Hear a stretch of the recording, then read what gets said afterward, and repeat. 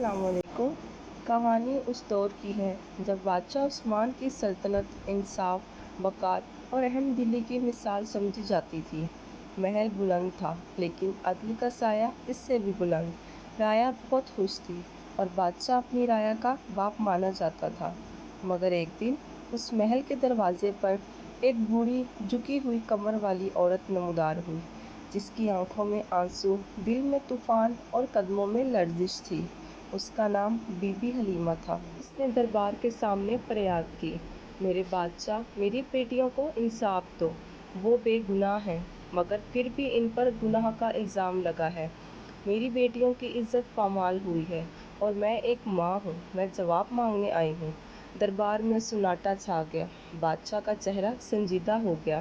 شہزادہ فرہاد نے ماں کے چہرے پر پڑی بے بسی کو دیکھا اور اسی لمحے دل میں ایک عہد کیا، میں اس ماں کو انصاف دلواؤں گا۔ یوں شروع ہوتی ہے ایک ماں کی فریاد، 3 بیٹیوں کی آزمائش اور انصاف کے لیے لڑی جانے والی ایک انوکھی جنگ۔ رات کا پہر تھا، آسمان پر چاند اپنی روشنی بکھیر رہا تھا، مگر ایک گھر تھا جہاں اندھیرا ہی اندھیرا تھا۔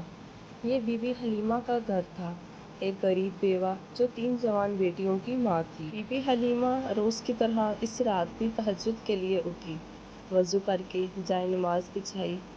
دل میں ایک ہی دعا تھی، یا اللہ میری بیٹیوں کی عزت فرما، ان کے نصیب چمکا دے۔ ابھی وہ سجدے میں ہی تھی کہ اچانک ایک آواز آئی، جیسے کوئی کمرے میں گرا ہو۔ وہ گھبرا کر اٹھی اور بیٹیوں کے کمرے کی طرف دوڑی۔ دروازہ کھولا تو دل دہل گیا۔ تینوں بیٹیاں بے ہوش فرش پر پڑی تھیں، ان کے چہروں پر خوف، آنکھوں میں آنسو اور جسم پر وہ چادر تک نہ تھی جو عزت کی علامت ہوتی ہے۔ یا اللہ، یہ کیا ماجرا ہے؟ میری بیٹیوں کو کیا ہوا ہے اور یہ کس نے کیا؟ بی بی حلیمہ کی چیخ پورے محلے میں گونجی۔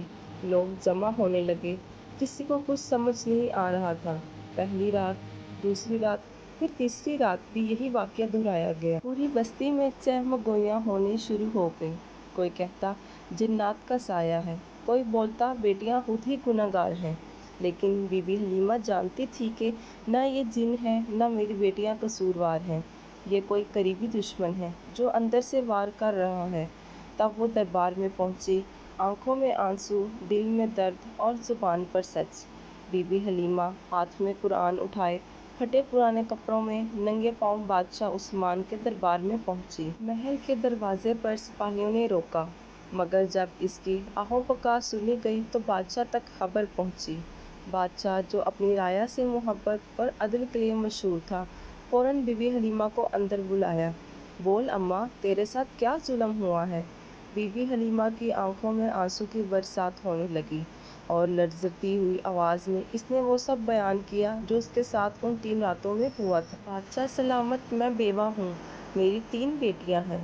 عزت ہی ہماری واحد پونجی تھی، مگر اب وہ بھی چھن گئی ہے۔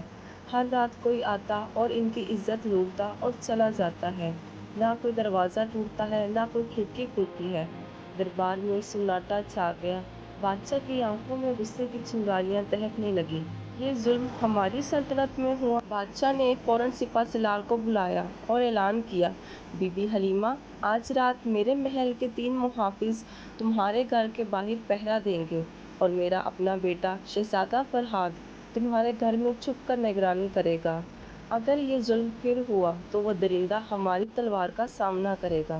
بی بی حلیمہ نے آنکھوں میں آنسو لیے قرآن اٹھا کر بادشاہ کو دعائیں دیں۔ شام ڈھلی، رات آئی۔ بادشاہ فرہاد بی بی حلیمہ کے گھر کے اندر ایک کونے میں چھپ گیا، تلوار ہاتھ میں، نظریں دروازے پر۔ مگر اسے کیا معلوم تھا، دشمن باہر سے نہیں بلکہ اندر سے نکلے گا۔ رات گہری ہو چکی تھی۔ باہر بادشاہ کے 3 محافظ پہرا دے رہے تھے، گھر کے اندر شہزادہ فرہاد پردے کے پیچھے چھپا ہوا تھا۔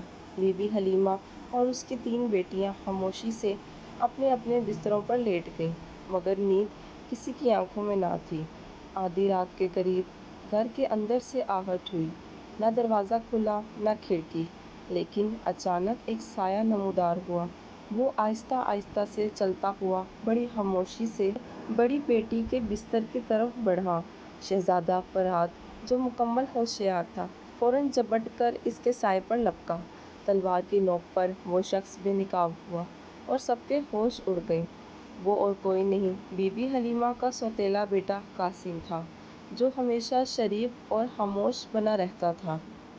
تو یہ تو تھا، اپنی سوتیلی بہنوں کی عزت لوٹنے والا حیوان، کمینے! شہزادہ فرہاد کی آنکھوں میں غصہ اور دل میں نفرت اور ہاتھ میں انصاف کی تلوار تھی۔ قاسم کے ہاتھ کانپنے لگے اور زبان لڑکھڑائی۔ مجھے معاف کر دیں، مجھے مال چاہیے تھا، شادی کے خرچے اور زمین کا لالچ، مجھے لگا کوئی نہیں جانے گا۔ بی بی حلیمہ نے کانوں پر ہاتھ رکھ لیے۔ ہائے، میرے ہی آنگن کا سانپ پلتا رہا، میرے ہی گود کا دشمن نکلا۔ شہزادہ فرہاد نے قاسم کو گرفتار کروایا اور فوراً بادشاہ کو تمام تفصیل بتائی۔ صبح ہوتے ہی قاسم کو شاہی دربار میں لایا گیا۔ بادشاہ عثمان نے سب کے سامنے اعلان کیا، جو شخص عورت کی عزت کو رونتا ہے وہ ہماری سلطنت کا سب سے بڑا دشمن ہے۔ قاسم کو سرعام سزا دی جائے گی تاکہ ہر درندہ انجام یاد رکھے۔ قاسم کو سنگین سزا دی گئی اور بی بی حلیمہ کو شاہی محل میں عزت سے جگہ دی گئی۔ شہزادہ فرہاد نے ان 3 بہنوں کو اپنی بہنوں کا درجہ دیا اور بادشاہ نے خود ان کے نکاحوں کا بندوبست کیا۔ شرافت، محبت اور عزت کے ساتھ چند دنوں بعد شاہی محل میں خوشی کا سماں تھا۔ بی بی حلیمہ کی تینوں بیٹیوں کا نکاح باشعور اور نیک دل نوجوانوں سے ہوا، جو ان کی عزت، دکھ اور سچائی کو سمجھتے تھے۔ بادشاہ عثمان نے اعلان کیا، آج ہم نے سچ کو اس کا مقام دیا اور جھوٹے دھوکے باز کو اس کے انجام تک پہنچا دیا۔ بی بی حلیمہ آنکھوں میں آنسو لیے شہزادے فرہاد کے قدموں میں گئیں اور بولیں، بیٹا، تم نے میرا مان بچایا، خدا تمہیں دنیا اور آخرت میں عزت دے۔ شہزادہ فرہاد نے عاجزی سے جواب دیا، میں نے کچھ نہیں کیا اماں، یہ تو اللہ کی مدد اور آپ کی بیٹیوں کی سچائی تھی۔ محل کی فضا میں سکون تھا، انصاف کا بول بالا ہوا تھا اور ہر دل یہی دعا کر رہا تھا، رب ہر مظلوم کو ایسا ہی انصاف عطا فرما اور ہر ظالم کو اس کے انجام تک پہنچا۔ یہ کہانی ہمیں سکھاتی ہے کہ سچ کتنا ہی دبایا جائے، وہ ایک دن ضرور سامنے آتا ہے۔ عورت کی عزت کو پامال کرنا صرف ایک گناہ نہیں بلکہ انسانیت کی جڑوں پر وار ہے۔ اور سب سے بڑی بات، مظلوم کی خاموشی کو کمزوری نہ سمجھو، کیونکہ جب وہ چیختا ہے تو عرش ہلا جاتا ہے۔